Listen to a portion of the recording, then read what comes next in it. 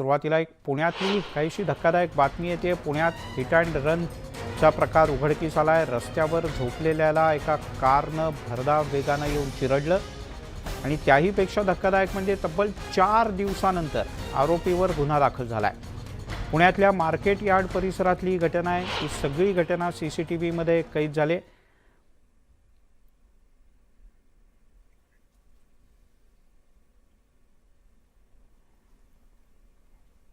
या कार चालकाची जामिनावर लगेचच सुटका करण्यात आली। आपण ही दृश्य पाहू शकतो। अतिशय धक्कादायक अशा प्रकारची ही दृश्य आहेत। एक गाडी उभी होती। गाडी सुरू केल्यानंतर समोर एक माणूस झोपलेला होता, पण त्याची कोणत्याही प्रकारची पर्वा न करता गाडीच्या चालकानं त्या माणसाच्या अंगावरून गाडी घातली। पण कोणीतरी झोपलंय त्याच्या अंगावरून गाडी जाते हे लक्षात आल्यानंतर सुद्धा तो कार चालक थांबला नाही, तर तशीच गाडी घेऊन तो पुढे निघून गेला।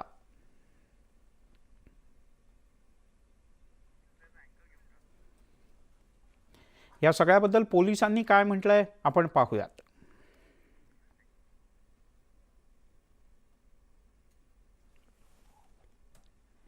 ही दृश्य कदाचित तुम्हाला विचलित करू शकते। मार्केट यार्डला युनिटी बेकरी आहे, तिथे रस्त्याच्या कडेला एक ग्रस्त बेशुद्ध अवस्थेत पडलाय म्हणून भोसले PSI जे होते त्यांनी मार्शल 1ला तिकडे डायव्हर्ट केलं होतं की तिथे नक्की काय झालं तो प्रकार बघा। मार्शल 1चा स्टाफ तिथे गेला, त्यावेळेस तो मनुष्य बेशुद्ध अवस्थेत दिसला होता म्हणून त्यांनी ॲम्ब्युलन्स बोलवून घेऊन हॉस्पिटलला ससूनला नेल्यानंतर डॉक्टरांनी तिथे चेक करून त्यांना मृत घोषित केलं। त्याच्यानंतर त्याचं जे मृत्यूचं कारण जे आलं PM झाल्यानंतर त्याच्यामध्ये मल्टिपल इंजुरीज हे कारण आलं।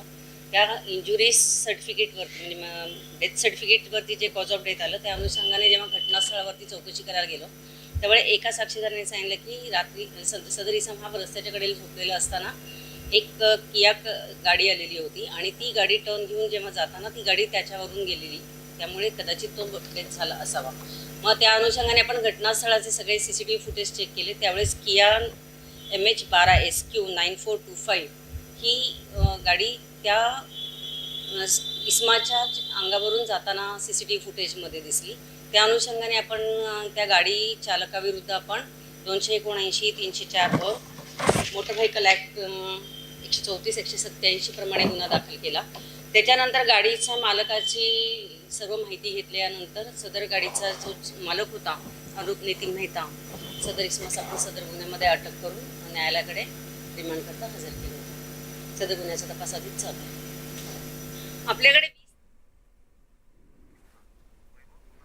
वैभव सोनवणे आपले प्रतिनिधी आपल्यासोबत जोडले गेलेत। वैभव, अतिशय धक्कादायक प्रकार आहे हा। समोर व्यक्ती झोपलेली होती, दिसत होतं, तरी सुद्धा त्यानं गाडी अंगावरनं घातली आणि एक नाही दोन्ही चाकं गेल्यानंतर तो गाडीवाला निघूनही गेला। मिलिंद, अत्यंत धक्कादायक हा सगळा प्रकार आहे आणि यातली सगळ्यात घाणेरडी बाब अशी 20 तारखेला संध्याकाळी 5 वाजता घडलेली ही सगळी घटना आहे।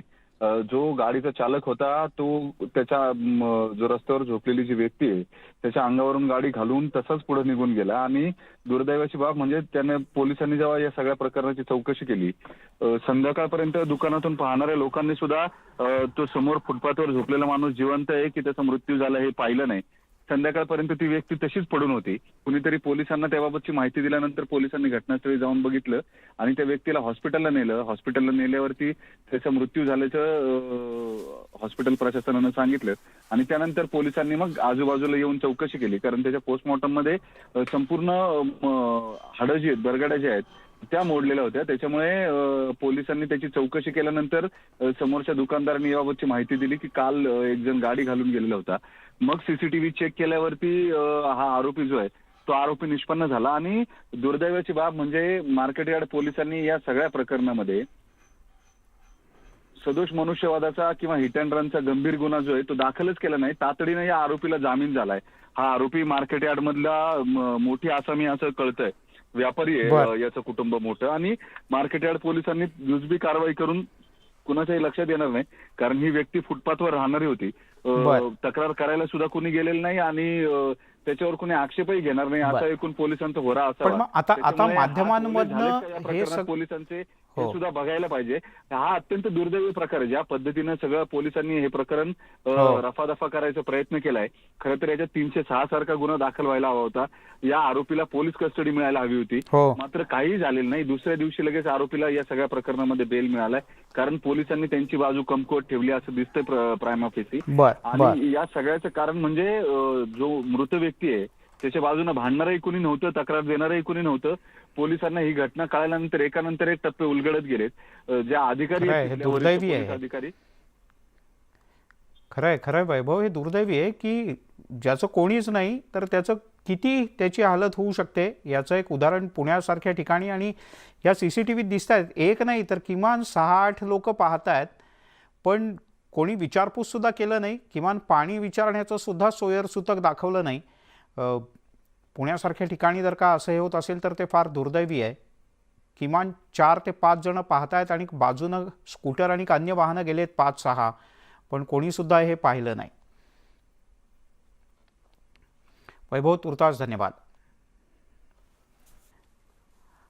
बातमी आहे राज्यविरुद्ध केंद्राच्या नव्या संघर्षाची. पंतप्रधान नरेंद्र मोदी यांनी कोरोनाच्या परिस्थितीचा आढावा घेण्यासाठी सर्व राज्यातल्या मुख्यमंत्र्यांची एक बैठक घेतली. मात्र यावेळेला त्यांनी बिगर भाजप शासित राज्यांना छापल्याचं दिसतं आणि तेही पेट्रोल डिझेलच्या किमतीवरून. मात्र यानंतर काही वेळातच राज्याचे मुख्यमंत्री उद्धव ठाकरे यांनीही यावर आपलं स्पष्टीकरण दिलं आणि भूमिका मांडली. केंद्रामध्ये महाराष्ट्राला सापत्न वागणूक दिली जात असल्याचं उद्धव ठाकरे यांनी म्हटलं आहे.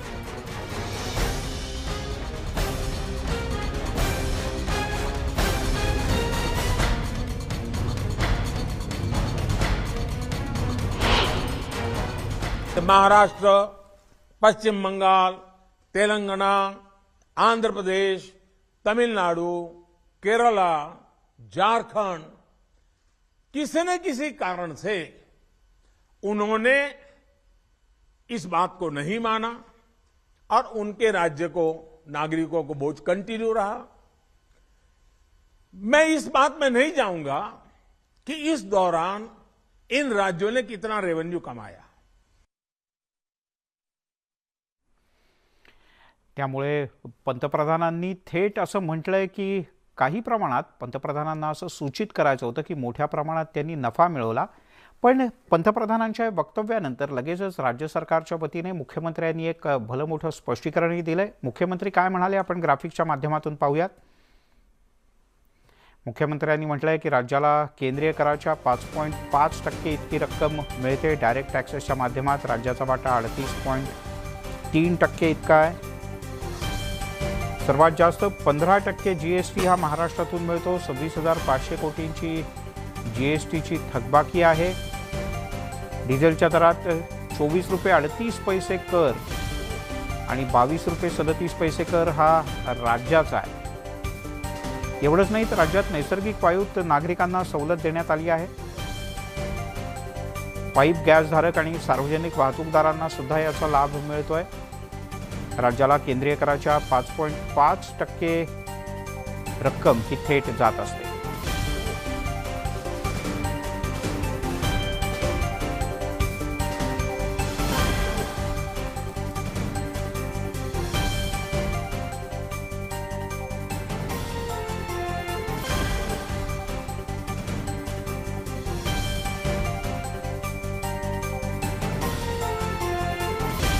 त्यामुळे या विषयावरून पंतप्रधानांनी थेट बैठकीत जाहीरपणे भाष्य केल्यानंतर मुख्यमंत्र्यांनी प्रतिक्रिया दिली. आता त्याला विरोधी पक्षनेते देवेंद्र फडणवीस यांनी ट्विटरवरून उत्तर दिलंय. देवेंद्र फडणवीस यांनी असं म्हटलंय की इंधनाचे दर कमी केलेले नाहीत याबद्दल त्यांनी टीका केली. आरोप प्रत्यारोपांचा खेळ हा गैरकृत्य लपवण्यासाठी चांगला आहे, मात्र यामुळे सर्वसामान्यांना काही दिलासा मिळालेला नाही. केंद्र सरकारनं नोव्हेंबरमध्ये इंधनावरचे कर कमी केले होते. राज्य सरकारनं कर कमी करावेत अशी सूचना केंद्रानं केली होती, मात्र बिगर भाजप राज्यांनी कर कमी केलेले नाही. त्यामुळे सर्वसामान्यांना दिलासाही मिळत नाही असं त्यांनी म्हटलंय. या सगळ्या विषयात गृहराज्यमंत्री शंभूराज देसाई यांची एक प्रतिक्रिया हाती आली, पाहूया. पेट्रोल आणि डिझेलचे दर निश्चित करणं हा पूर्णतः अधिकार हा केंद्र सरकारचा आहे. हे अनेक वर्षांपासून आपण पाहत आलेलो आहे. राज्य सरकारला जे काही अधिकार आहेत त्या अधिकारामध्ये राज्य सरकार हे त्याच्या व्यतिरिक्त प्रत्येक राज्य हे आपापले कर पेट्रोल आणि डिझेलवर लावत असतात. मध्यंतरीच्या काळात केंद्र सरकारनं त्यांचे जे कर होते, त्यांचे जे टॅक्सेस होते, त्याच्यावर काही सरचार्ज हा पेट्रोल आणि डिझेलच्या किमतीवरती लावलेला होता. त्यातला काही सरचार्ज हा त्या काळामध्ये केंद्र सरकारनं कमी केला आणि त्यामुळं केंद्राचे टॅक्स कमी झाल्यासारखं दिसलं. परंतु आजही मी सांगेन, माझ्याकडे आत्ता आकडेवारी उपलब्ध नाही, परंतु एकूण पेट्रोल डिझेलच्या किमतीवर केंद्राचे असणारे कर याची टक्केवारी जर काढली आणि महाराष्ट्र सरकारचे असणारे कर याची टक्केवारी काढली तर केंद्र सरकारच्या टक्केवारीपेक्षा महाराष्ट्र सरकारचे कर त्या प्रमाणात कमी आहेत. त्यामुळं राज्याचे कर कमीच आहेत, केंद्राचे कर मूळतः त्या दरावरती जास्त असल्यामुळं हा फरक आपल्याला दिसतोय. तुम्ही ही बाजू सांगत असताना महाराष्ट्राच्या वळूयात पुढच्या बातमीकडे. देशामध्ये कोरोनाच्या रुग्णसंख्येमध्ये वाढ होत असल्यानं पंतप्रधान नरेंद्र मोदी यांनी सर्व राज्यांच्या मुख्यमंत्र्यांसोबत एक आढावा बैठक घेतली. कोरोना संकट अजूनही पूर्णपणे टळलेलं नसल्याचं यावेळेला पंतप्रधानांनी सांगितलं. आपण इतर देशांच्या तुलनेत परिस्थिती बरीच चांगली हाताळली. आता काही देशांमध्ये आकडे वाढत असल्यानं सतर्क राहिलं पाहिजे असंही मोदी म्हणाले. कोरोना कमी करण्यामध्ये लसीकरणाचा मोठा वाटा असल्याचंही पंतप्रधानांनी नमूद केलं.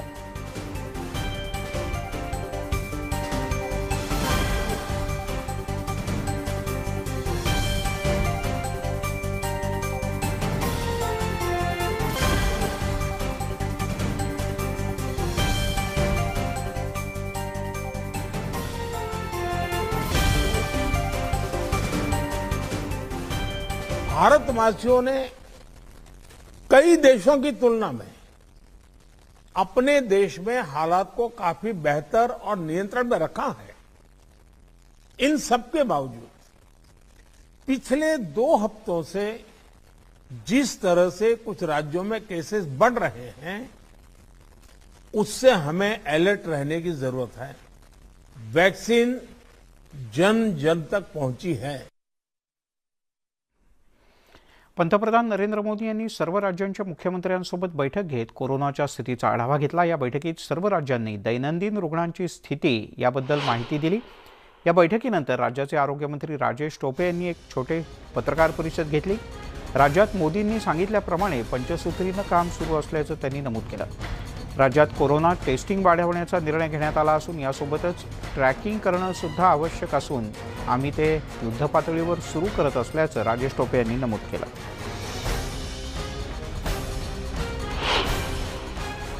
ट्रॅक, टेस्ट, ट्रीट, वॅक्सिनेट आणि कोविड अप्रोप्रिएट बिहेवियर या 5ही सूत्रानुसार कार्यवाही आपण करणं गरजेचं आहे असं त्यांनी जरा अधोरेखित केलं, सांगितलं की करा. मग आम्ही आता या अनुषंगाने काय ठरवलेलं आहे तर त्यामध्ये पहिला सूत्र जे आहे टेस्टिंग, तर आज आपण 25,000 पर्यंत दररोज टेस्टिंग करतो आहोत. तेव्हा टेस्टिंगवर सुद्धा इथून पुढे राज्यात भर देण्यात येणार आहे. तिकडे राज्यात पुन्हा एकदा मास्कची सक्ती करण्याच्या संदर्भात टास्क फोर्सनं राज्य सरकारला काही महत्त्वपूर्ण सल्ले दिले. या संदर्भात आरोग्यमंत्री राजेश टोपे यांनी आज संध्याकाळी मुख्यमंत्री उद्धव ठाकरे यांच्या अध्यक्षतेखाली राज्यातल्या सर्व जिल्हाधिकाऱ्यांची एक बैठक होणार आहे. यात निर्णय घेतला जाईल असं म्हटलंय. गर्दीच्या ठिकाणी पुन्हा एकदा मास्क अनिवार्य करण्याचा निर्णय या बैठकीनंतर कदाचित घेतला जाऊ शकतो असंही राजेश टोपे यांनी नमूद केलं.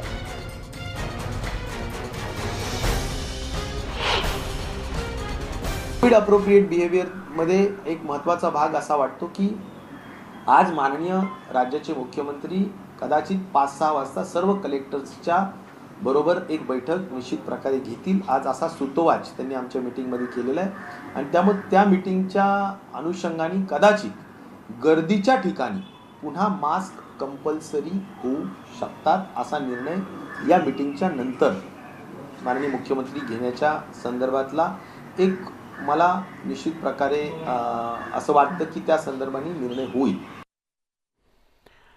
पुढच्या थोड्याच वेळात ही बैठक सुरू होते. मुख्यमंत्र्यांच्या अध्यक्षतेखाली राज्यातील सर्व सर्व जिल्ह्यांचे जिल्हाधिकारी या बैठकीला उपस्थित असणार आहेत आणि जिल्हाशहा आढावा घेतला जाईल, विविध उपाययोजनांवर चर्चा केली जाईल। यासह मास्क सक्ती गर्दीच्या ठिकाणी करायची का या संदर्भातला निर्णय सुद्धा मुख्यमंत्र्यांच्या अध्यक्षतेखालच्या जिल्हाधिकाऱ्यांच्या बैठकीत घेतला जाऊ शकतो। याच संदर्भात अधिक माहिती देतात आमचे प्रतिनिधी विशाल पाटील।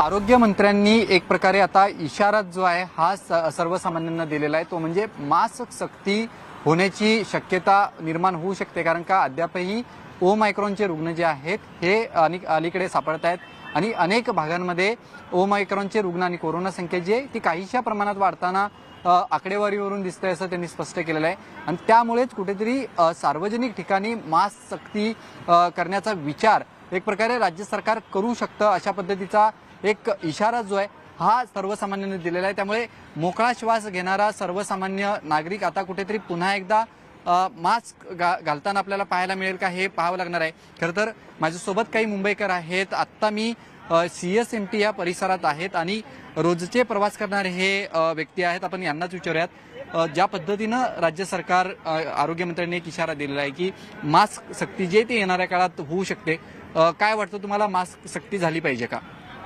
खरोखर म्हणजे तर हा कंपल्सरी आहे, मास्क घालायचे म्हणजे आपण बिमारीतून वाचू शकतो, पण सक्ती एवढी सक्ती नाही की त्याच्यामध्ये लूटमाट चालू होईल। त्याच्यामध्ये मी सांगतो आपल्याला जर बिमारीमधून वाचवायचं आहे स्वतःला तर मास्क घालायला बरोबर आहे, कारण की माझ्या स्वतःचा एक्सपिरियन्स आहे। मी 2-3 ठिकाणी गेलो आहे, तिकडे काही लोकांना काही प्रॉब्लेम होतं, पण मला मास्क होतं म्हणून त्याच्यासाठी मी वाचलेलो आहे आणि आज मी तंदुरुस्त आहे। मास्क घालायला पाहिजे असं माझी इच्छा आहे। तुमचं काय मत आहे? मास्क आपण आता पाहतोय की तुम्ही मास्क घातलेला नाही, मोकळा श्वास घेताय, ज्या पद्धतीनं आरोग्यमंत्र्यांनी एक इशारा दिलेला आहे की काही प्रमाणात रुग्णसंख्या वाढत असल्यामुळे त्यामुळे विचार होऊ शकतो असा, तुमचं काय मत आहे याच्या बाबतीत? आमचं मत एकच आहे, सार्वजनिक ठिकाणी मास्क हा बंधनकारक आहे आणि असलाच पाहिजे, त्याबद्दल आम्ही दुमत नाही आमचं। पण मास्कच्या मागे जे क्लीनअप मार्शल आहेत त्यांच्याकडून जो गैरवापर होतोय, सामान्य माणूस ह्याच्यामध्ये खूप भरडला जातोय। या आजची बऱ्याच वर्षापासून त्यांच्याकडून खूप गैरवर्तन, गैरवागणूक सामान्य माणसांना ही होत आहे। त्यामुळे मास्कच्या निर्णयाचं आम्ही स्वागत करतो आणि यापुढेही करू। निर्णयाचं तुम्ही स्वागत केलेला, तुम्हाला काय वाटतं सार्वजनिक ठिकाणी हा मास्क सक्ती जरी केला तर लोकांनी स्वीकारलं पाहिजेत, कारण का हे आपल्या भल्यासाठी आहे? हो, हे खरं म्हणजे म्हटलं तर आमच्याच भल्यासाठी आहे। आणखी सरकारचा जे हे निर्णय आहे ते सर्वांना सर्व म्हणजे स्वीकार असेल ना, कारण की आज पंतप्रधानांनी पण हे सांगितलं आहे की देशातनं परत कोरोना जे आहे तो वाढत चाललाय। आणखी आपले जे राज्याचे आरोग्यमंत्री आहेत ते पण सांगितले आहेत, तर त्या हिशोबाने आपल्याला जर आपली काळजी तुमचं काका काय मत आहे? कारण का ज्या पद्धतीनं आपण कोरोना काळ अनुभवलेला आहे, या सगळा कोरोना काळ पाहता कुठेतरी टाळण्यासाठी आपण सर्वसामान्यांनी ह्याचा स्वीकार केला पाहिजे। आता म्हणजे हे एवढं जर वाढत चाललं असेल तर आपण त्याच्यावरती काहीतरी बंधन घातलंच पाहिजे आहे। त्यासाठी आपल्याला मास्क थोडे दिवस तरी वापरायला पाहिजेलच आहे, जोपर्यंत आपल्याला वाटत नाही की आपण या आपल्या पिंजऱ्यातून सुटलोय, जोपर्यंत वाटत नाही तोपर्यंत आपल्याला मास्क घालणं गरजेचं आहे।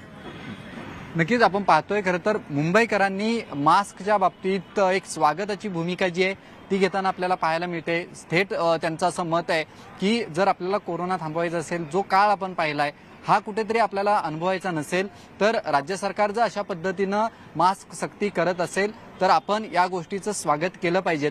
त्याचबरोबर त्यांनी एक सूचना सुद्धा केलेली आहे, ती म्हणजे जो क्लीनअप मार्शलकडनं त्रास होता किंवा ज्या पद्धतीनं पैसे घेतले जात होते त्यालाही कुठेतरी आळा घालण्यात यावा, अशी या मुंबईकरांची भावना आहे। आणि कुठेतरी आणि आता जाऊयात थेट मंत्रालयात।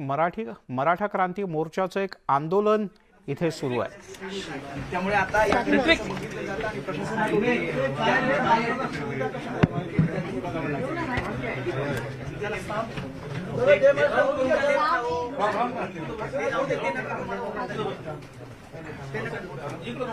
आपण ही दृश्य पाहतोय ती मंत्रालयातली दृश्य आहेत आणि इथे वरिष्ठ अधिकाऱ्यांच्या केबिनमध्ये जाऊन धडकलेत मराठा क्रांती मोर्चाचे कार्यकर्ते।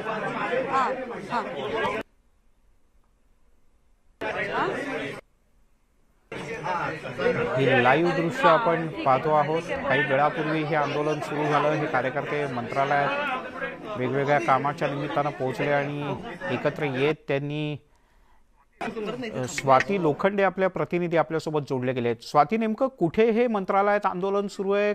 अधिकारी इथे उपस्थित नाही आहेत. या आंदोलनकर्त्यांचं म्हणणं काय आहे?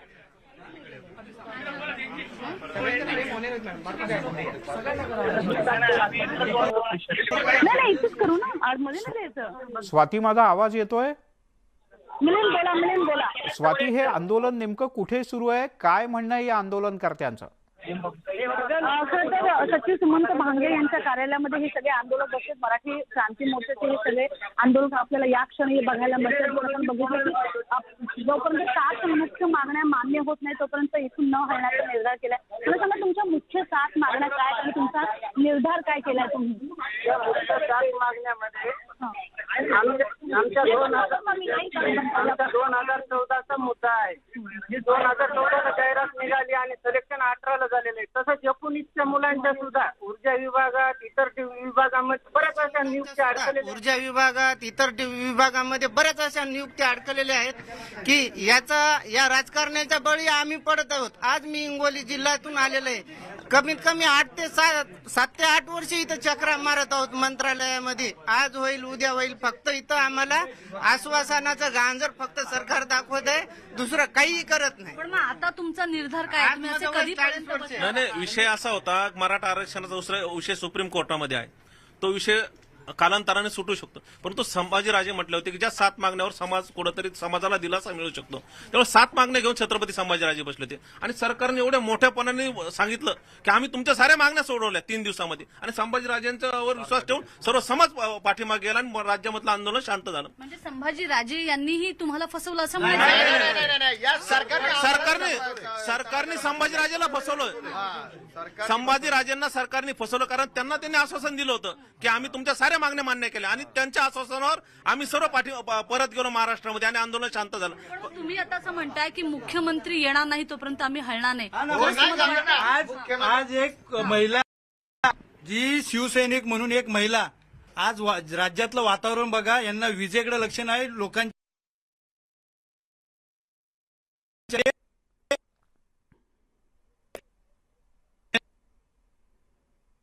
15 दिवसात तुम्ही आता सगळे मार्गी लावा.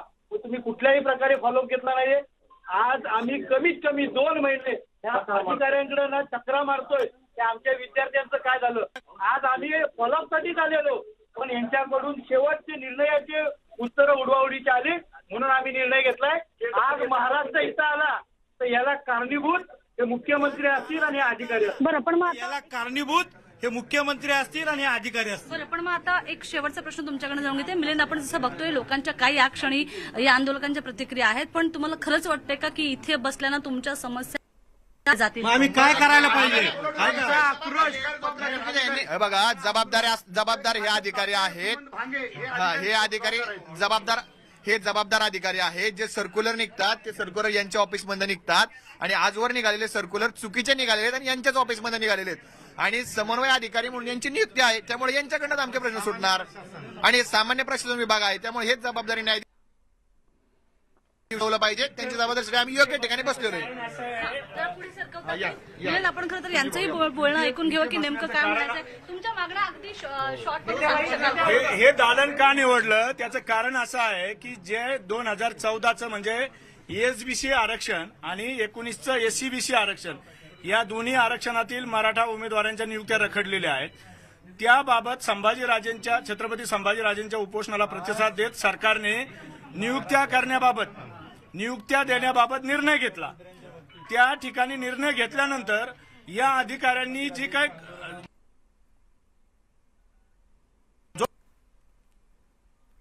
उल्लेख यांनी केला या क्षणी, फक्त 7 तुमच्या मागण्या जर शॉर्ट मध्ये सांगू शकत. अशा होत्या की सारथी संस्था जी आहे ती जलद गतीने कार्यान्वित करावी, सारथीचे उपक्रम सुरू करावेत, सारथीला भरीव निधी आणि सारथीला जे काही कर्मचारी लागणार आहेत, अधिकारी लागणार आहेत, त्यांच्या नियुक्त्या करण्यात याव्यात. तर याबाबत कुठेही काही झालेले नाही. 15 मार्चची डेडलाईन होती, आम्हाला आश्वासन दिलेलं होतं, मात्र तसं झालेलं नाही. हे सारथीचं झालं. अण्णासाहेब पाटील आर्थिक मागास विकास महामंडळ जे आहे, या महामंडळाची जे व्याज परताव्याची जी मर्यादा आहे ती 10 लाखावरून 15 लाख करणार होते. मात्र असं कुठलाही प्रस्ताव दाखल झाला नाही. सात मागण्या आपण बघतो की या मागण्या मांडण्याचा प्रयत्न होतो, पण प्रश्न हा आहे की खरंच इथे थांबून या मागण्यांना अगदी शेवटाच नेता येईल का? आणि हे आंदोलक आता थेट इथे बसलेले आपल्याला या क्षणी सुमन भांगे यांच्या कार्यालयात बसलेले बघायला मिळतात. विशेषतः हे आंदोलन आहे त्यांचं, आणि जोपर्यंत मुख्यमंत्री येणार नाही तोपर्यंत इथून न हलण्याचा निर्धार यांनी व्यक्त केलाय. खरं तर स्वाती, सर्व जिल्ह्याच्या जिल्हाधिकाऱ्यांची एक महत्त्वाची बैठक आता मुख्यमंत्र्यांच्या अध्यक्षतेखाली व्हिडिओ कॉन्फरन्सिंगने होणार आहे. त्यामुळे मुख्यमंत्री येण्याची तर काही शक्यता नाही, पण कोणी वरिष्ठ अधिकारी यांची समजूत घालायला येतात का हे पाहणं महत्त्वाचं आहे. स्वाती, तूर्तास धन्यवाद या सगळ्या सविस्तर माहितीबद्दल. ब्रेकनंतर आपल्या सगळ्यांचं पुन्हा एकदा स्वागत. भाजपचे नेते आणि विधान परिषदेतले विरोधी पक्षनेते प्रवीण दरेकर यांच्या नेतृत्वात भाजपच्या शिष्टमंडळानं आज राजभवन इथे राज्यपाल भगतसिंग कोश्यारी यांची भेट घेतली. राज्य सरकारकडून पोलिसांना हाताशी धरून कशाप्रकारे राज्यात दहशत निर्माण केली जाते याबद्दलची माहिती राज्यपालांना देण्यात आल्याचं दरेकर यांनी म्हटलं.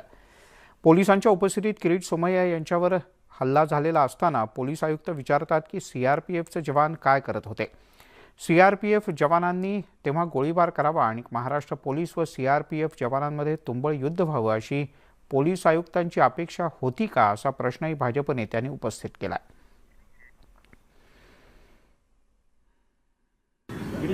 जो FIR फर्जी त्या ठिकाणी होता, कारण किरीट सोमय्यांनी जो FIR सांगितला त्याच्या व्यतिरिक्त FIR त्या ठिकाणी नोंदवला गेला आणि तो अपलोड केला गेला, त्याचाही निषेध सोमय्यांनी व्यक्त केला आणि या फर्जी FIR रद्द करा आणि त्यांचा असणारा FIR घ्या, अशा प्रकारची मागणी केली. किरीट सोमय्यांनी पोलीस स्टेशनला कळवलं होतं मी येतोय, त्याच्यामुळे अचानक काय गेले नव्हते. इथल्या पोलिसांची जबाबदारी होती की त्यांना सुरक्षित बाहेर काढण्याची आवश्यकता होती, परंतु सरकार बघ्याची भूमिका घेत असल्याचं चित्र त्या ठिकाणी दिसत होतं. यापेक्षा मखलाशी त्या ठिकाणी पोलीस कमिशनर करतात की CISF काय करत होतं. मग त्यांची अपेक्षा होती का CISFनं गोळीबार करावा आणि महाराष्ट्राचे पोलीस आणि CISF मध्ये त्या ठिकाणी तुंबळ युद्ध व्हावं. मला वाटतं एका जबाबदार आयुक्तांनी अशा प्रकारचं वक्तव्य करणं योग्य नव्हतं. इथल्या पोलिसांची जबाबदारी असते, केवळ CISF होतं म्हणून जीव किरीट सोमय्यांचा वाचला, नाहीतर त्याच ठिकाणी त्यांची कदाचित हत्या झाली असती. आणि मला वाटतं हे महाराष्ट्राला शोभा देणारं नाही. संविधानानं आमच्या पालकत्वाची जबाबदारी ज्यांच्यावर दिलेली आहे, त्या घटनात्मक प्रमुख म्हणून या राज्याचे आम्ही राज्यपालांना सांगितले, शेवटची आशा, आम्ही शेवटचा तुमच्याकडे न्याय मागायला त्या ठिकाणी आलेलो आहोत, कारण आम्ही कायद्यावर विश्वास ठेवणारी लोक आहोत. आणि जर कायद्याने झालं नाही तर भारतीय जनता पार्टीने संघर्षाची भूमिका घेतलेली आहेच. परंतु त्यापूर्वी राज्यपालांना या गोष्टींची चौकशी करून तात्काळ गृह सचिवांना आदेश देऊन आपण अहवाल मागवा आणि या संबंधातली कठोर कारवाई करा आणि लोकशाहीचं त्या ठिकाणी तुम्ही संरक्षण करा, असे त्या ठिकाणी मागणी. आणि थेट जाऊयात औरंगाबादला. राज ठाकरे यांची सभा ज्या मैदानावरती होणार आहे तिथे बाळा नांदगावकर मनसेचे नेते हे पाहणी करतायत आणि माध्यमांशी बातचीत करतायत. थेट औरंगाबादला जाणार आहोत. औरंगाबादच्या सभेची तयारी जोरात सुरू झाली. माझ्यावरती पण कोणतरी आहे ना, त्याच्यावरती प्रत्येकाचे कोण ना कोण असतं. म्हणजे राज ठाकरेंची सभा ही मुंबईहून, त्याचा निर्णय मुंबईहून होणार आहे का इथला आयुक्त घेणार आहे? आयुक्त घेतील ना.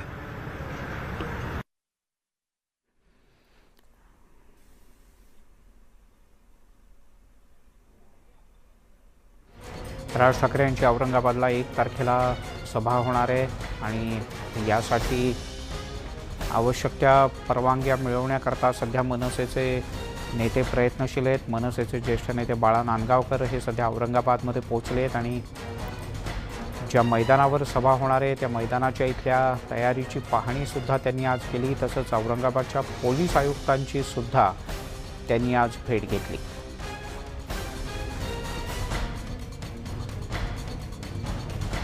होतो का किती माग हो आता.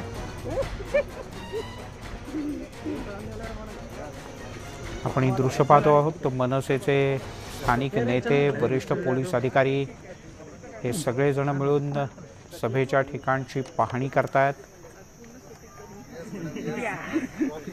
मराठवाडा सांस्कृतिक मंडळाच्या मैदानामध्ये ही सभा होणार आहे आणि वरिष्ठ पोलीस अधिकाऱ्यांसह मनसेचे नेते सुद्धा सभेच्या ठिकाणी पाहणी करण्यासाठी पोहोचले होते. यावेळेला काही अनौपचारिक बातचीत झाली पोलीस आणि मनसेच्या नेत्यांमध्ये. यानंतर बाळा नांदगावकर जे मनसेचे सगळ्यात मोठे नेते आहेत राज ठाकरे यांच्या खालोखालचे, त्यांनी इथे वरिष्ठ पोलीस अधिकाऱ्यांची भेट घेतली, पोलीस आयुक्तांची भेट घेतली आणि बातचीत केली. सिद्धार्थ गोदाम आपले प्रतिनिधी आपल्यासोबत आहेत. सिद्धार्थ, बाळा नांदगावकर यांनी मैदानाची पाहणी केली, सीपींची भेट घेतली, काय ठरतंय, परवानगी मिळते का आज? मिलिंद, एक गोष्ट आपण क्लिअर करूया, बाळा नांदगावकर यांनी पोलिसांची भेट घेतलेली नाही. आता बाळा नांदगावकर आता एअरपोर्टवर आलेले आहेत आणि ते हॉटेलमध्ये मुक्कामी गेलेले आहेत. मात्र बाळा नांदगावकर ज्या ग्राउंडची पाहणी करणार आहेत थोड्या वेळामध्ये, त्या ग्राउंडमध्ये पोलीस आलेले आपण बघतोय.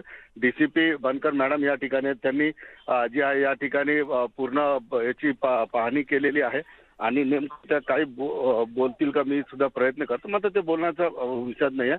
थोड्याच वेळात आता राज ठाकरेची सभा ज्या ठिकाणी होणार आहे त्या ठिकाणी बाळा नांदगावकर सुद्धा येणार आहेत आणि ही ग्राउंडची पाहणी झाल्यानंतर बाळा नांदगावकर यांची पोलीस आयुक्तांसोबत भेट आहे. आता सध्या पोलीस आयुक्त मुख्यमंत्र्यांसोबत VC मध्ये व्यस्त आहेत. त्यानंतरची वेळ त्यांनी दिलेली आहे आणि बाळा नांदगावकर आणि पोलीस आयुक्त यांच्या भेटीनंतरच पोलीस आयुक्तांनी असं सांगितलेलं आहे की जवळपास 7 वाजता आज संध्याकाळी 7 वाजता या सभेला परवानगी दिली जाणार आहे का नाही जाणार आहे याबद्दलची स्पष्ट भूमिका पोलीस मीडियाला बोलणार आहे किंवा प्रतिनिधींशी बोलणार आहे. एकंदरीतच सगळ्या गोष्टी ज्या पोलिसांची एक बैठक सुद्धा या ठिकाणी महत्वाची झाली. त्या बैठकीमध्ये पोलिसांनी राज ठाकरे यांच्या सभेला सुरक्षा कशी द्यायची, कशा पद्धतीनं व्यूहरचना ठेवायची याबद्दलची एक महत्वपूर्ण बैठक सुद्धा या ठिकाणी झालेली आहे. आणि या बैठकीमध्ये आपल्याला एका अधिकाऱ्याने नाव न सांगण्याच्या अटीवर सांगितले की जवळपास पोलीस विभाग आणि मुंबई राज ठाकरेच्या सभेला परवानगी देण्याची शक्यता आहे. आपण परवानगी भेटली किंवा नाही असं सांगत नाही आहोत, तर त्यांना परवानगी भेटण्याची शक्यता अशा पद्धतीचं एक भाकीत अधिकाऱ्यांनी केलेलं आहे. याचा अर्थ सरळ आहे की या ठिकाणी राज ठाकरे यांच्या सभेला जी आहे परवानगी भेटण्याची शक्यता आहे. आता पोलीस अधिकारी या ठिकाणी पाहणी करून गेलेत आणि याचा अहवाल ते पोलीस आयुक्तांना नेऊन देतील आणि बाळा नांदगावकर सुद्धा या ठिकाणी काही वेळातच पोहोचतील. ते सुद्धा या ठिकाणी पाहणी करतील आणि पोलीस आयुक्तांना जाऊन भेटतील, त्यांच्याशी चर्चा करतील आणि एकंदरीतच या सगळ्या गोष्टीनंतर 7-7:30 पर्यंत हे स्पष्ट होईल की राज ठाकरेंची सभा या मैदानावर होते की राज ठाकरेंना आणखी दुसरा पर्याय दिला जातो. दुसरा पर्याय मनसे कदाचित स्वीकारणार नाही, कारण आधीपासूनच मनसे दुसऱ्या पर्यायाच्या विरोधात आहे. त्यांना या सांस्कृतिक मंडळाच्या मैदानावर सभा करायची आहे. त्यामुळं मनसेची भूमिका बाळा नांदगावकर यांची स्पष्ट आहे. सभा 1 तारखेलाच होईल आणि ठरलेल्या सांस्कृतिक मंडळावरच होईल. मिलिंद, सिद्धार्थ, वेळ फार कमी राहिला आहे, म्हणजे 3 दिवस राहिलेत आता. आजचा 27वा दिवस तर गेला आता, 28, 29, 30. तर इतक्या कमी वेळात ही सभेची सगळी तयारी पूर्ण होऊ शकते? मनसेची तेवढी तयारी आहे? कारण स्टेजपासून सगळ्याच गोष्टी करायच्या आहेत. प्रसिद्धी तर आधीपासूनच सुरू झाली आहे. निश्चित मिलिंद, मनसेला आज जर परवानगी भेटली तर इथून जवळपास 5-7 दिवस मनसेच्या हातामध्ये आहेत आणि 5-7 दिवसामध्ये या ठिकाणी पूर्ण तयारी होऊ शकते. ही सभा जी आहे 6:30-7च्या नंतरची आहे. त्यांना फार जास्त काम या मैदानावर करावं लागेल असं वाटत नाही, कारण उन्हात ही सभा नाही. त्यामुळं पूर्ण मंडप टाकण्याची गरज नाही, तर बाकी थोडीशी जी काही तयारी आहे ती करायची. त्यांना साऊंड असेल किंवा स्टेज उभा करणं असेल, हे 4 ते 5 दिवसामध्ये होऊ शकतं. त्यामुळं थोडंसं मनसे सुद्धा परवानगीच्या बाबतीत थोडीशी वाट पाहून आहे, कारण एका दिवसात सुद्धा ते ग्राउंड तयार करू शकतात. आज संध्याकाळची सभा असल्यामुळे त्यांचे तेच काम थोडं कमी राहील. ठीक आहे सिद्धार्थ, तुर्तास धन्यवाद या माहितीबद्दल. आपण पाहताय संध्याकाळच्या बातम्या आणि आता वळूयात एका महत्त्वाच्या बातमीकडे. भाजपचे खासदार छत्रपती उदयनराजे भोसले यांनी सध्याच्या राजकीय परिस्थितीवरून राजकीय नेत्यांवर जोरदार टीका केली. राजकीय नेत्यांची अवस्था वाईट झाली असून जनतेनं ज्यासाठी त्यांना निवडून दिलं ते प्रश्न बाजूला ठेवून एकमेकांना जेलमध्ये टाकण्याचा प्रयत्न सगळे नेते करतायत. ईडीची अवस्थाही वाईट झाली असून पानपट्टीवर बिडी मिळते तशी ईडी झाल्याची टीकाही उदयनराजे भोसले यांनी केली. ते साताऱ्यात बोलत होते.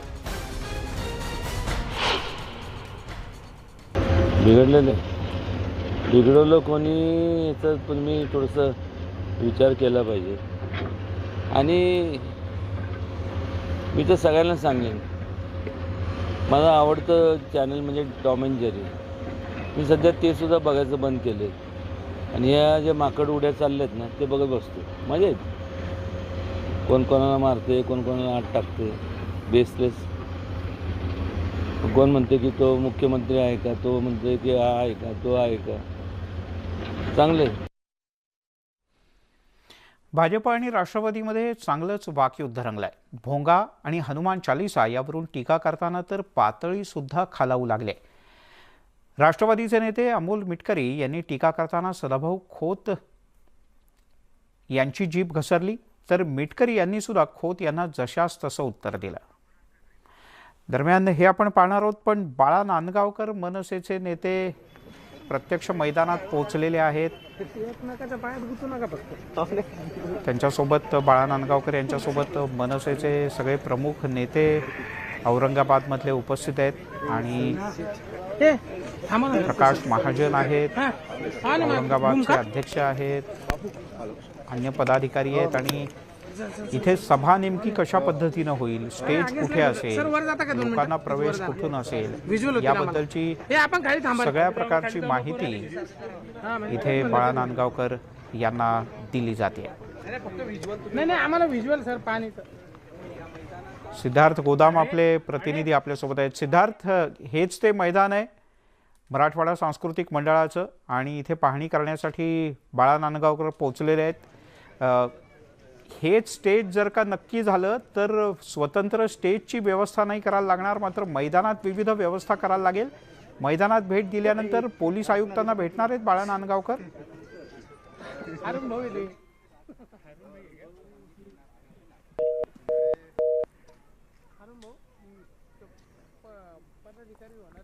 सिद्धार्थ गोदाम आपले प्रतिनिधी आपल्यासोबत जोडले जात आहेत आणि आपण ही दृश्य पाहतो आहोत. बाळा नांदगावकर या सभेच्या तयारीची पाहणी करण्यासाठी औरंगाबादमध्ये दाखल झाले आहेत. सिद्धार्थ, माझा आवाज पोहोचतोय?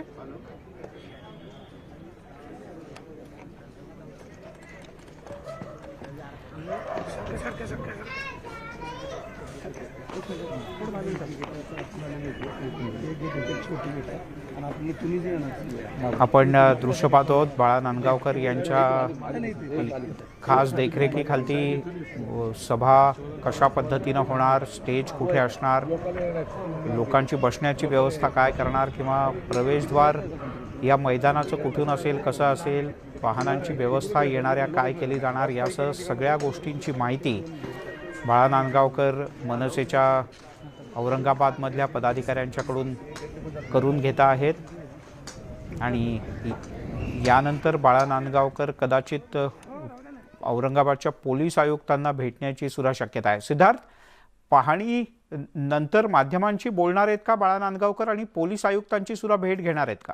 होय, निश्चितपणे बाळा नांदगावकर आता त्या ग्राउंडची पाहणी करतायत आणि ग्राउंडची पाहणी झाल्यानंतर जे आहे बाळा नांदगावकर जाऊन भेटतील त्या ठिकाणी. बाळा नांदगावकर आता आहेत, काय बोलतील ते बघूया. दादा काय म्हणणार? तुम्ही सभेस्थळाची पाहणी करता, हे ग्राउंड तुम्हाला तसं ओळखीचं आहे. आज तुम्ही सभेस्थळाचं पाहणी करण्याचं काय कारण? कारण आपण यापूर्वी इथे सभा घेतलेल्या आहेत. नाही, पण ती आम्हा लोकांना पहिल्यापासूनची सवय आहे ती साहेबांची ज्यावेळेला सभा असते त्यावेळेला त्या प्रत्यक्ष त्या ठिकाणी जाऊन पाहणी करायला पाहिजे. गेट कुठलं, लोक कुठून येणार, त्यात महिला पुरुष असतात. महिलांसाठी एखादी साईट वेगळी करता येते का, पुरुषांसाठी करता येते का, पत्रकारांचं काय करायचं, अशा सगळ्याच गोष्टी बघायला लागतात. डी कुठपर्यंत ठेवायचा असतो, स्टेज किती असतो, मग त्याच्यावर त्या स्टेज समोरची जागा पाहूनच काय वेळेला मैदान कमी पडता कामा नये, अपुरं पडलं तर काय होईल, या सगळ्या गोष्टींचा विचार करायचा असतो. म्हणून आम्ही अगोदर दुसरा पर्याय दिला होता तुम्हाला, तो घेतला नाही. याच मैदानावर करायचं काय? म्हणजे खास करून औरंगाबाद शहराचा, संभाजीनगर शहराचा एक इतिहास वेगळा ह्या मैदानाचा आहे. आणि म्हणून या परवानगीचं काय status? मैदानाला एक वेगळं महत्व आहे. बरं, पोलिसांनी परवानगी यासाठी हे ग्राउंड नको म्हणत होते, कारण की इथे 2च मोठी बाहेर जाण्यासाठी गेट आहेत आणि त्यामुळे काही अनुचित प्रकार घडला तर चेंगराचेंगर होईल अशा प्रकारचा पोलिसांचा अंदाज होता. बऱ्याच ठिकाणी आम्ही असं करतो, जे करत आलेलो आहोत, केलेले आहेत. एखाद्या ठिकाणी जर गेट छोटा असेल तर तिथल्या मंडळाची किंवा जी कोणती ऑथॉरिटी आहेत त्या ऑथॉरिटीकडून आम्ही विनंती करून परमिशन घेतो, ते गेट मोठे करून घेतो आम्ही आणि एकदा मीटिंग संपली की आम्ही ते पूर्ववत बांधून देतो. त्यामुळे जर तशीच वेळ आली तर आम्ही ते गेट छोटे गेट आहेत ते मोठं करून घेण्यासाठी सुद्धा सांस्कृतिक मंडळाला विनंती करू आणि त्याचा पूर्ववत सुद्धा करून देऊ. स्टेटस काय, परवानगीचं स्टेटस काय? पोलीस हो नाही संभ्रम कायम ठेवताय. आणि दुसरा मला वाटतं की पोलिसांवरती माझा विश्वास आहे. कम्युनिकेशन झालंय? बिलकुल, माझं सतत कम्युनिकेशन चालू आहे. आपण नकारात्मक का बोलायचं? तुमच्या काही क्षण आधी या ठिकाणी पोलिसांनी सुद्धा पाहणी केलेली आहे, त्यामुळे कुठेतरी परवानगी मिळण्याची दाट शक्यता आहे. पॉझिटिव्ह सिग्नल वाटतो का तुम्हाला? चांगली गोष्ट आहे. बरं, इतर अनेक संघटनांनी इथं तुमच्या सभेला विरोध केलाय. औरंगाबाद पोलीस आयुक्तांना अक्षरशः निवेदनाचा पाऊस पडलेला आहे. काय उत्तर द्याल त्यांना? विषय असा आहे विरोध खूप जोरात सुरू की आहे मला एक आणि परिस्थिती बिघडेल असं म्हणतात. सभा घेणं किंवा भाषण स्वातंत्र्य हा घटनेने दिलेला अधिकार आहे.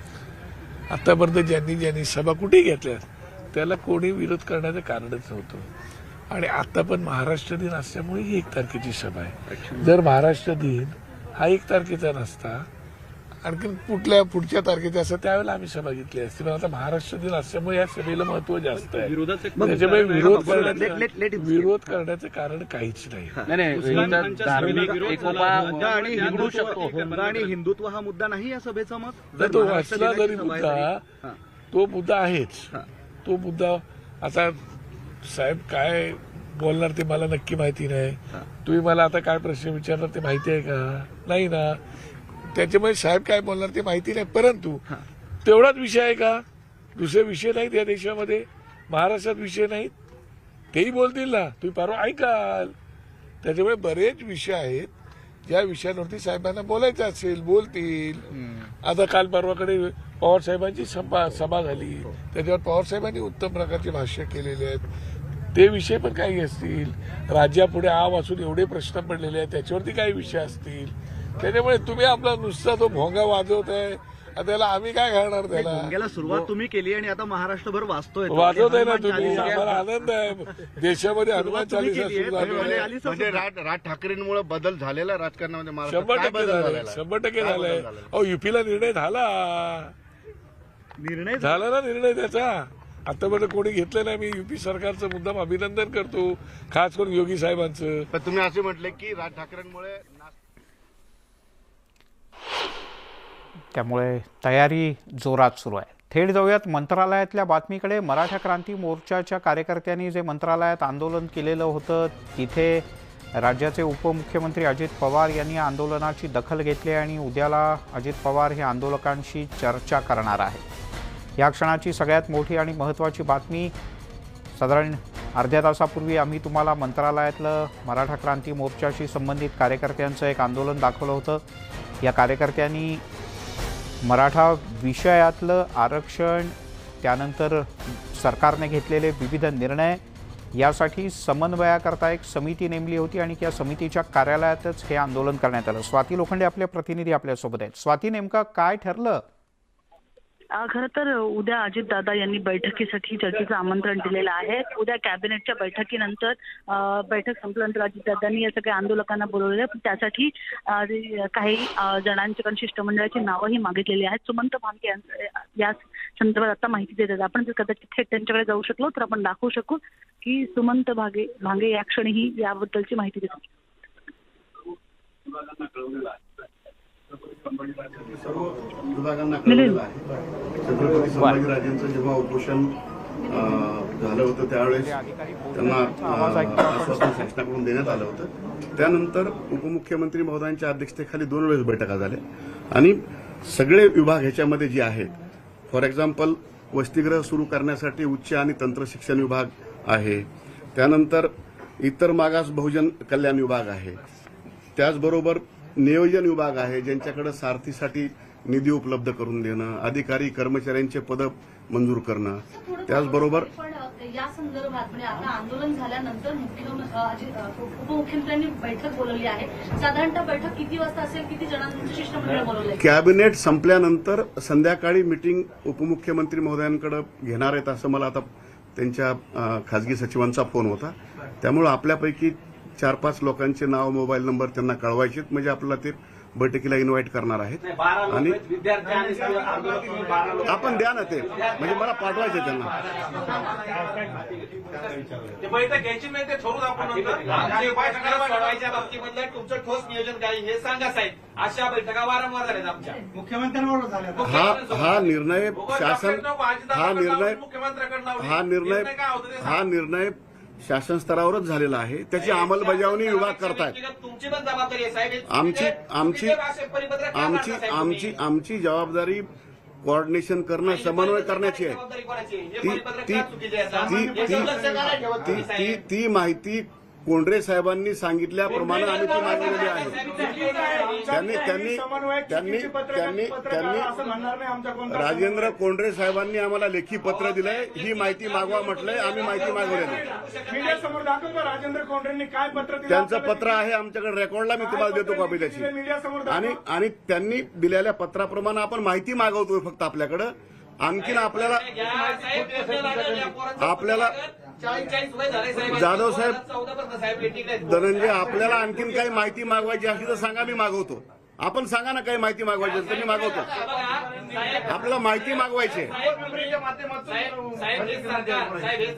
अधिकारी कसा बोल ताबा देतात तुम्हाला सांगतो. अण्णासाहेब म्हणाले बाबतीत तुम्ही निर्णय घेतला सांगता, 10 लाखाची 15 लाख केले सांगता, तुम्ही स्कीम बदलल्या सांगता. तर महामंडळात संचालकच नाही तर ती स्कीम बदलण्याचे अधिकार तुम्हाला दिले कोणी साहेब? शासन स्तरावर कारवाई चालू आहे साहेब. कारवाई चालू आहे नाही. तुम्ही एका ठिकाणी काय सांगता, निर्णय झाले, जर संचालक मंडळ त्या ठिकाणी अस्तित्वात नाही तर तुमचा निर्णय मान्य कसं काय, ग्राह्य कसं काय? हा विभाग अण्णासाहेब पाटील आर्थिक विकास महामंडळ नियोजन विभागाकडे. आता नियोजन विभाग निर्णय घेतो. आता त्यांनी सांगितलं त्यांची पुढची कारवाई चालू आहे.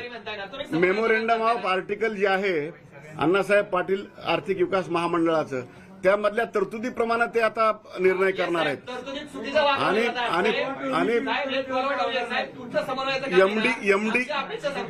एमडीची नियुक्ती झालेली त्या ठिकाणी, IAS ऑफिसरची नियुक्ती झालेली एमडीची. अपेक्षा तर आहे का? आमची अपेक्षा काय आहे, तुम्ही ज्यावेळेस स्कीम बदलता, तुम्ही ज्या गोष्टी करता त्या गोष्टी करण्यासाठी महामंडळ अस्तित्वात असलं पाहिजे. ते महामंडळ अस्तित्वात नाही. तुम्ही घेतलेले निर्णय जर उद्या कोर्टात कोणी चॅलेंज केले तर साहेब तुम्हाला सांगतो सगळ्यांवरती ताशेरी ओढली जातील. महामंडळ तुमचा काय पॉलिटिकल निर्णय असतो तो असू द्या, निर्णय घ्या आणि समाजाला न्याय द्या. ज्या ठिकाणी तुमचा पॉलिटिकल बेनिफिट घ्यायचा असेल, महिला महामंडळाला तुम्ही अध्यक्ष देऊ शकता. अण्णासाहेबला का अध्यक्ष देऊ शकत नाही साहेब? तुम्ही का बळ नेमू शकत नाही? अण्णासाहेब पाटील आर्थिक विकास महामंडळाला IAS ऑफिसर MD म्हणून नियुक्ती झालेली आहे. आता पुढची जे काही संचालक मंडळ वगैरे शासन स्तरावर त्याची कारवाई चालू आहे. आता नियोजन विभाग आहे, तो नियोजन विभागाकडून शासनाकडून होत आहे. आम्हाला जे आश्वासन दिलं होतं 28 फेब्रुवारीला की अण्णासाहेब पाटील आर्थिक मागास विकास प्रक्रिया चालू आहे साहेब. महामंडळाचं थोडक्यात आंदोलकांचं समाधान काही होत नाहीये आणि हे जे कक्ष अधिकारी आहेत, जे समन्वय समितीचे सचिव आहेत, ते या सगळ्या आंदोलकांची समजूत घालण्याचा प्रयत्न करतायत. राज्याचे उपमुख्यमंत्री अजित पवार यांनी या सगळ्या आंदोलकांना उद्याला मंत्रिमंडळाची बैठक संपल्यानंतर चर्चेसाठी बोलावलेलं आहे. यासोबतच संध्याकाळच्या बातम्यांमध्ये इथेच थांबूयात. पाहत रहा न्यूज 18 लोकमत.